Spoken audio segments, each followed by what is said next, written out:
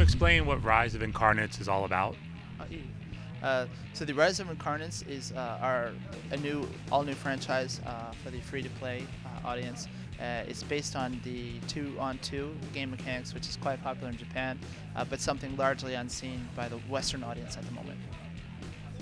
しかも IP は、インカーナイツこれ造語なんですけど、神と悪魔の力を持った、超能力者たちが、お互いそれぞれの目的に向かってこう戦い合うっていう、完全オリジナルの、設定の IP になります。So the backdrop is it features these incarnates, which are humans with superpowers of both gods and demons. And they're all fighting in this near future world setting with their own objectives. So since this 2-on-2 gameplay mechanic is not very familiar to Western audience yet, we've made it free to play to lower the barrier of entry. So because of this, that it's 2-on-2, which is yet unknown to Western audience, it's a brand new IP, so that's also people don't know what the game is yet. So in able to have them actually take that first step and pick it up and find out why it's so entertaining, we thought free to play was a good vehicle for them to do that. Can you talk a little about the actual gameplay experience and how the dynamic of 2 versus 2 plays out?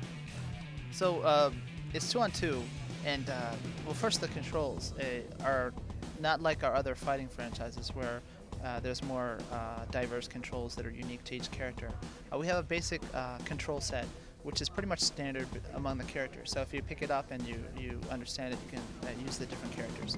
But the 2-on-2 gameplay mechanics are more deep because of the interaction with your partner and also your opponents, and the strategy involved between that. So we wanted to make the barrier of entry quite low with the controls and such, so that they can start to jump into that strategy and the elements involved with that. So, for example, you have a robust character lineup, and they'll have different types. For example, some characters will be power-based or more speedy, or maybe a balance of both. There's also the fighting and shooting mechanics. All characters can both do melee and shoot. So some will be stronger at melee attack, some will be stronger at shooting. So the components of the team, your character as well as your partners, are going to affect the team mechanics. So one person might pick the character who is very good at melee attacks and a power character, where the second person, their partner, might choose someone who's better at ranged shooting attacks and is more speedy. And so then you would kind of split into the one person will take care of the forefront, where the other person is in the back shooting and such, and more of a support role.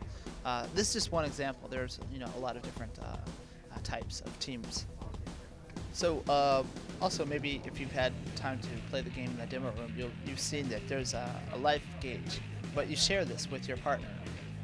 And so the characters, not only do they have they're better at ranged attacks or power and such, but they also have how much life you lose when that character gets defeated. They'll respawn, of course, but you lose a portion of that life bar.